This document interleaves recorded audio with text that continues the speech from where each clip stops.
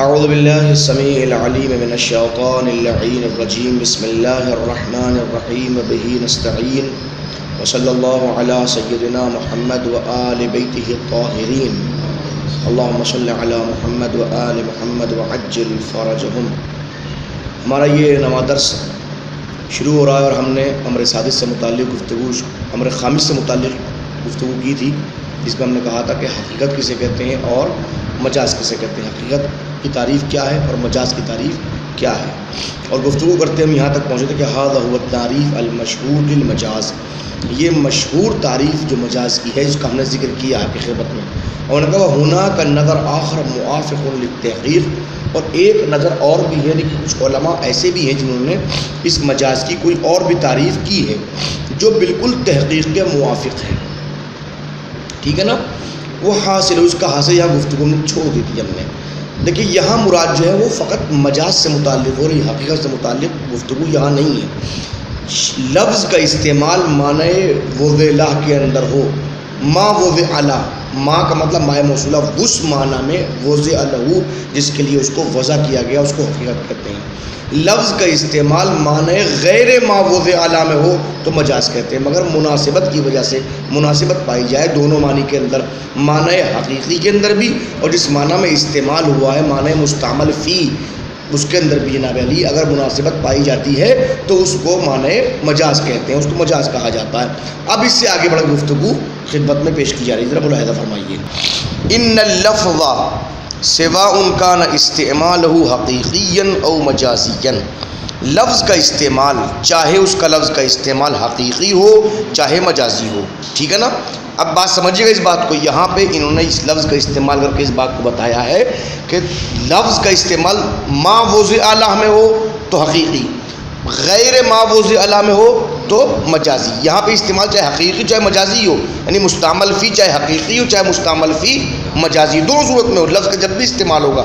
ان اللفظ، اس کے بعد میں ایک چھوٹا سا ڈیش لگا ہوا ہے، یہ ڈیش ایک بریکٹ ہے حقیقت میں، ختم کیا مجازین میں پھر ڈیش آ گیا، دیکھیے ڈیش یہاں بند ہو گیا، یہ بریکٹ بند ہو گیا، اب لفظ یہاں سے ہوتا ہے ان اللفظ یستعمل فی ما وضع لہ، سمجھ میں آ گیا نا، یہ نکال دیجیے، لفظ جب بھی استعمال ہوتا ہے ما وضع لہ میں استعمال ہوتا ہے، سمجھیے گا۔ دوسری بات آئی ہے، دوسری بات کہ لفظ کو جب بھی استعمال کریں گے آپ ہمیشہ ما وضع لہ میں ہی استعمال کریں گے آپ، لفظ کا استعمال جب بھی ہوتا ہے اسی معنی میں ہوتا ہے جس معنی میں اس کا استعمال کیا گیا ہے، جس معنی میں لفظ کو وضع کیا گیا بنایا گیا، ٹھیک ہے نا۔ غیر مگر یہ کہ ان اللفظ فی الاول مستعمل فی الموضوع، پہلے والے کے اندر حقیقی کے اندر لفظ کا استعمال ہوا ہے تو موضوع میں تو ہوا ہے، اسی معنی میں وہ اس میں اس کا وضع کیا گیا، مگر من دون ای ادعا، بغیر کسی دعوے کے ہوا ہے۔ بات سمجھیے گا، دیکھیں یہ کہنا کیا چاہتے ہیں، لفظ شیر کو استعمال کیا آپ نے تو چاہے شیر کہہ کے جنگلی شیر کہیے وہ بھی اس کے معنی موضوع ہیں، یعنی اسی معنی میں اس کو وضع کیا گیا بنایا گیا ہے، اور آپ نے شیر کہہ کے آپ نے مرد بہادر کو کہا یہ بھی معنی موضوع ہے۔ ارے جناب کیسے موضوع ہے، آپ کیسے بات کر رہے ہیں، پھر دونوں فرق کیا رہا کہ دونوں میں جنگلی جانور کے لیے لفظ شیر کا استعمال وہ بھی موضوع، مرد بہادر کے لیے ہو تو وہ بھی موضوع ہے، کیسے ممکن ہے کہ دونوں استعمال معنی موضوع ہی ہو جائیں؟ کہ دیکھیے فرق یہ ہے کہ جب لفظ شیر کو ہم کہہ رہے ہیں اور ادا کر رہے ہیں اور مراد لے رہے ہیں جنگلی جانور تو وہ ہے تو موضوع مگر بغیر کسی دعوے کے ہیں، کون سا دعویٰ؟ یہ اس کے لیے نہیں، وہ مناسب اور بغیر کسی مناسبت کے ہے، ہم نے کچھ کہا نہیں، کوئی مناسبت لے کے نہیں آئے بغیر کسی دعوے کے، ہم جب لگا شیر دیکھا بس تو برا سمجھیے کہ وہاں جب بغیر دعوے کے بغیر اس کے تو اس کا مطلب جنگلی شیر دیکھا ہے۔ وفی الثانی، لیکن جب معنی مجازی میں اس کا استعمال ہوتا ہے مستعمل فی الموضوع تو وہاں بھی مستعمل موضوع ہی میں ہو رہا ہے، لیکن لغایت ادعا، لیکن ایک دعوے کے ساتھ ساتھ۔ دعویٰ کیا ہے کہ ان المورد من مصادیق الموضوع، کہ یہ جو ہم جس جگہ استعمال کر رہے ہیں، ہم شیر جو اس مرد بہادر کو کہہ رہے ہیں یہ بھی معنی موضوع کے مصادیق میں سے ہے، یہ اس کے ہی مصداقوں میں سے ایک مصداق ہے، یہ اس کے افراد میں سے ایک فرد ہے۔ جب ہم نے کہا آپ کون ہیں؟ انسان۔ آپ کون ہیں؟ انسان۔ بھائی انسان دونوں کے کہ نہیں، ہم ہے کہ جیسے یہ آپ انسان ہیں، انسان کے افراد میں سے آپ ایک ہیں، ویسے انسان کے افراد میں سے آپ بھی ایک ہیں۔ ویسے شیر کا ایک وہ ہے جنگلی، وہ بھی ایک مصداق ہے، اور ایک مصداق یہ ہے۔ یہ دعویٰ کر رہے ہیں ہم، شیر کہہ کے مرد بہادر کو یہ دعویٰ کر رہے ہیں کہ شیر اس کے موضوعہ کے مصداق میں سے ایک مصداق یہ بھی ہے۔ جب شیر کہہ رہے ہیں تو وہاں کوئی دعویٰ نہیں ہوتا، شیر تو سمجھ جائیے۔ تو جہاں بغیر دعویٰ بغیر مناسبت کے ہو وہ معنی حقیقی، اور جہاں اس دعوے کے ساتھ میں ہو اور مناسبت کے ساتھ میں ہو تو معنی مجازی۔ ٹھیک ہے نا؟ کما فی قول الشاعر، جناب علی کیا آپ اپنی بات کے ثبوت میں کوئی دلیل رکھتے ہیں؟ کہتے ہیں ہاں، ہمارے پاس میں شاعر کا ایک قول موجود ہے۔ کیا کہا؟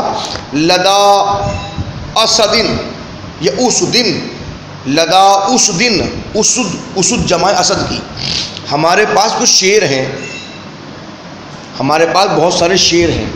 کیسے شیر؟ شاہ کی صلاح، جو اسلحہ پہنے ہوئے ہیں، مقذف لہو لبد،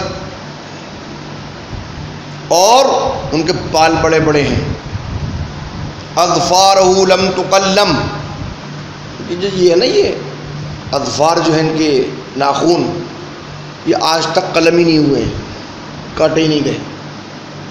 اب فرمانے فاستعمل لفظ الاسد، لفظ اسد کا استعمال ہوا، حسب الوجدان، وجدان کے اعتبار سے آپ خود سمجھیے کہاں، فی نفس المعنی الحقیقی، معنی حقیقی ہی میں استعمال ہوا ہے، لیکن بے ادعا، لیکن اس دعوے کے ساتھ کہ ان المورد، کہ وہ جگہ جہاں لفظ اسد کا استعمال کیا گیا ہے وہ کون سا ہے؟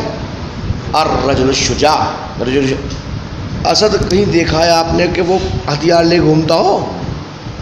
شاہ کی صلاح کا مطلب کیا ہے؟ کہ مرد بہادری ہے، اس کے لیے کہا جا رہا ہے۔ اس کے بڑے بڑے بال بھی ہیں، تو شاہ کی صلاح نے بتا دیا بڑے بڑے بال کس کے؟ اس کے تو ہوتے ہی ہوتے ہیں، اس کے بھی ہوتے ہیں، اس کے بھی کہیں کسی نے آج تک ناخون نہیں کاٹے، اس کے بھی کسی ناخون نہیں کاٹے۔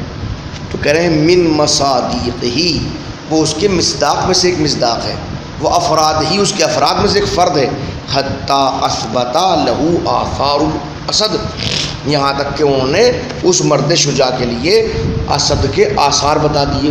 کیا ہیں جناب؟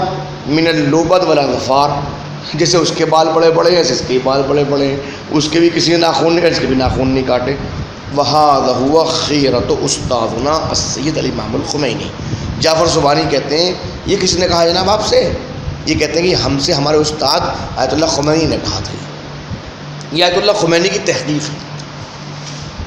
اب چونکہ کتاب لکھنے والے ہمارے آغائے جعفر سبحانی ان کے شاگردوں میں سے ہیں، لہذا انہوں نے اپنے استاد کی اس تحقیق کو تسلیم کیا ہے۔